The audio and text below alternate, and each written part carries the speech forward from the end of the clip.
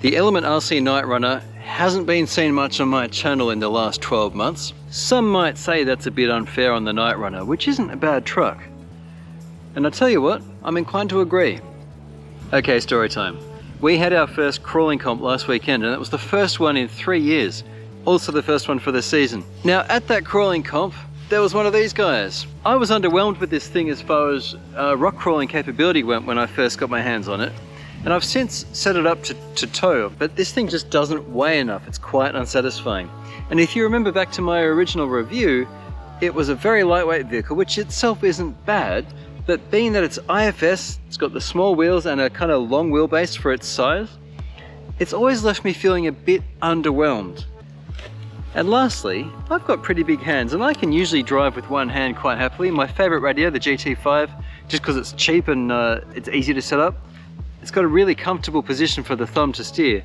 This thing, I can do it if I kind of stretch, and I can still use the thing, but it's uncomfortable and you wouldn't do it for long. Like I'm actually stretching and you'll see my kind of white knuckling in here just so I can grip it hard enough to do that. This is not a comfortable radio. The XP series, XP130 or the XP120 for the 2-channel. I wish this steering wheel wasn't so far out.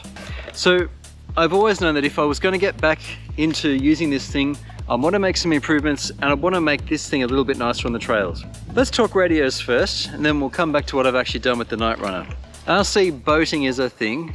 I mean, RC almost anything is a thing if it goes. And I thought, what better time to experiment with a hot RC boat controller than to try it with the Knightrunner. Think with me for a sec. You're out crawling, right? You've been driving one-handed down the trail and talking along and it's just relaxing, your arms are swinging away. Then you get to some kind of problem that's technical and your brain switches on. So then you start using the two hands, and if it gets really complicated, you assume the position. Comp stance, right? Now the Knightrunner is not going to see many drivers taking comp stance because again, IFS in the front, lightweight, long wheelbase, small wheels, it's not a capable rock crawler. It's a capable trail driver, sure, but it's got enough shortcomings that you're not going to be assuming the position. And so I thought, hey, what a great opportunity to try using this. This is the Hot RC. Do you know what? I don't even know what the model is. You'd think I would have looked that up before I did a review, wouldn't you? I don't know what the model is. I'll put it on the screen. It's from Hot RC, and I've seen they make at least 2 different remotes. I liked this one because it's 4-channel. And there are a few features of this radio that really make it quite interesting. Basics first though. We've got acceleration and reverse, and we've got steering, which is just a thumb thing. This hat switch looks like it does 4, but it doesn't go up and down, it's literally just left and right. And every channel is labeled clearly, so channel 2 for throttle, channel 1 for steering. Beautiful so far. And so holding it like that, accelerating and braking is very easy, and steering is very easy. Very conveniently, you've got up and down for throttle trim, and you've got left and right for steering trim. You also have 3 and 4, which are buttons, and this thing's limited in how configurable it is. But one really nice thing, particularly if you're a left-handed person, or if you just don't like this layout, there are some radios that let you put the wheel on the other side. The expensive FlySky Noble does, for example. It's great. It even lets you put it in front. But this thing's actually quite comfortable, left or right use, and in fact, as a right-handed person myself, and I'm very used to pistol radios, in the testing I've done so far, I found it actually quite comfortable in my right hand because my thumb on my dominant side can steer more happily.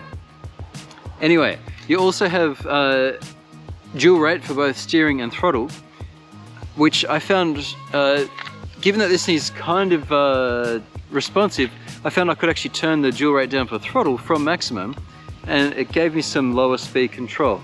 And lastly, the big red button, once you're accelerating, you just tap that sucker and then you can let go of the throttle and it just holds throttle. So this seems like a really good trail radio. It comes in 2 flavors. There's the one that does pulse width modulation, PWM. That's the one you want if you're buying it. Get the PWM one. It's the one that lets you have servos. And the other flavor of it is a positional switch, like it would work with stepper motors, I think, or it's something like that. It's not PWM. And for radio control stuff, PWM, pulse width modulation, that's the one you want. Takes 4 AA's in the base of it. It doesn't weigh very much. It's got a handy little lanyard as well. And, well, how's it drive? We're going to get to that in a sec. I have actually already tested it. And it's good enough. It's not going to be for everybody because, like I said before, when you want to start thinking and you revert to concentrating, you don't have that. It really is, the closest you're going to get is to use your other hand like this and just kind of drive and kind of steer with the other hand. I've tried that as well. I actually put this on my crawling course today and I found myself two-handing it again just to steer. But for general driving, it's good. Thankfully, this is quite cheap. It was 36 Australian dollars. That's something like 20, 21 US dollars at time of video creation. So if you want to give it a try, you can. Just get the PWM unit. So that's the radio. Now, power is just a momentary switch. That's on. That's off. Simple, right? Pairing is done within the receiver itself. It's got a button. You just press bind and then you turn this on and then they talk. So we're on. Here's throttle. Here's steering. Really straightforward. Oh, and I'll show you now because it's easy. Here's driving and I'm going to press the button. Now it's on. I didn't mention this before. Check this out.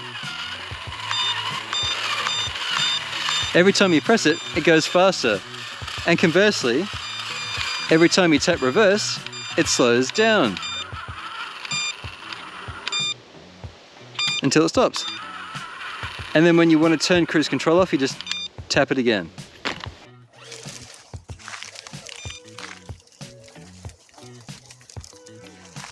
So we've got it on cruise. We can increase the speed. And all I have to worry about now, see fingers off the throttle, is steering. It really is that simple. And then when you want it to come off, cruise control, I'll just come around here. All you have to do is hit that and it stops straight away. It really is simple. And so now you're seeing the full control with my hand here. It is really simple. Now, as far as getting the Knightrunner to be a little bit more capable, that's where a few other products have come in. And today I took this knuckle off and I took this skid plate off, which has had limited use and abuse already. I also took the rear camper off because, as you might recall from my review, you've got to pop 4 little pinchy body clips out before you can actually get to the body clips to remove this body. That did my head in when I was using it on the trail because changing batteries is a bit of a pain. Anyway, let me show you what I've done. Okay, that's the body. Now, I have actually made a few changes.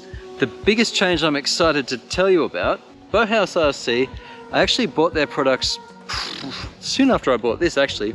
They've been sitting with this thing and it stares at me forlornly in my office whenever I walk past. We've corrected the IFS geometry.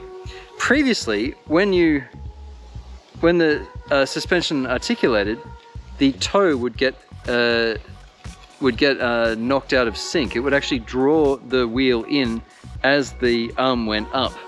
And that was because it wasn't at a neutral angle. See how the steering arm here, it's at the same angle, nearly at the same angle as your IFS arms. It previously was flat. And so as it went up, it changed the length relative to its position, and so the toe went in.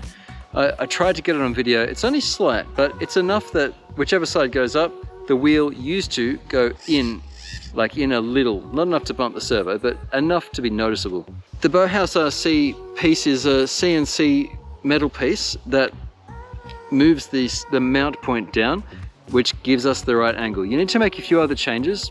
The instructions aren't actually included with the product, but it's on their site. It's version 2.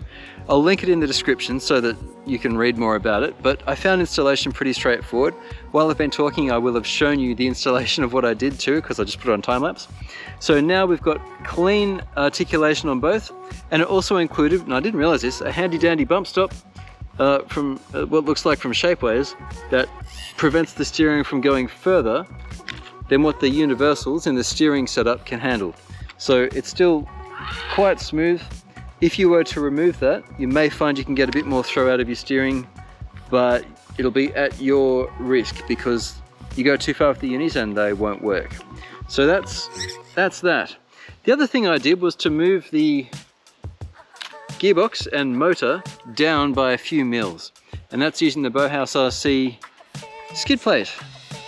It's designed to work with this and the SCX-10 and possibly some others. I'll link this as well. And that was a simple swap. So we removed the stock Element RC one, and we stuck this guy in. Now this came with a little adapter plate, and it's also designed so that you can put the StealthX transmission, which has overdrive in it, into your SCX-10 or you can use the SCX-10's AX, whatever it is, transmission in one of these Element vehicles. And remember, these Element vehicles, aside from the IFS, they're a modular design. So this skid plate will fit your Enduro HD among others. So they're the two changes I made from Bowhouse RC. The other two things I added were from SSD, which are the brass knuckles and brass C-hub or C-hub weights they are. So that actually gets a little bit of needed weight down low, because this was a bumpy, jumpy little thing. Now it's a lot more planted.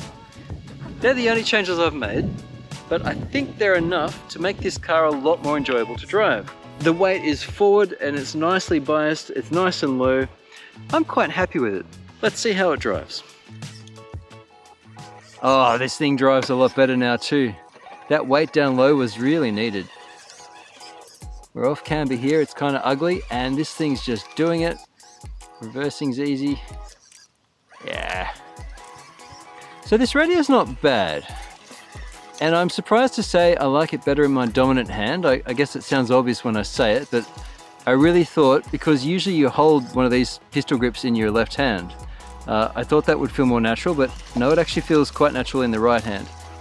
And for trail driving, I mean, so far, I am holding a camera behind my hand here so you can see it, but honestly, it feels pretty natural. Steering's very easy, it's quite neutral. My thumb's not going to get tired because it's not up and back like the old Nintendo 64 controller used to be. You had to get Nintendo thumb, back when I was a kid anyway. This is quite comfy, it's relaxed, and again, you can just tap cruise control and you actually don't need to touch a thing and the thing will keep driving. So I'm quite happy with this. I'm liking it. I like that you can just increase or decrease the speed. Gives you an audio feedback as well. I'm just gonna reverse out of that stick. And 3 and 4 are easy to reach, whether you're left or right-handed. It's quite straightforward. There are no other settings. Oh, there's a channel reversing button there too, but really that's it. I'm pretty happy with this thing. So links in the description. I got this from AliExpress, so I'm sure they sell elsewhere as well. And I'll put the links to the Bowhouse RC stuff and the SSD gear as well. Oh, this is such a nicer truck now. I'm really well chuffed with this little setup. So I'm gonna have to hit the trails soon. We might do a little trail video if I get around to it with the trailer on the back. And I'll report back what I think. I'm gonna take this thing out on the trails. I'm also gonna see how it tows again, because with that extra brass down low, I'm thinking it might actually be a bit better. I'm going to give this a proper test, and I'll let you know in a future video what I think of it. Throw me a like if you found this interesting. Thank you so much for watching, and I'll catch you again real soon on RC-TNT. We have a lot coming, and I'm not going to spoil it for you, but there is a surprising amount of new content coming, plus the comp series. It's really exciting.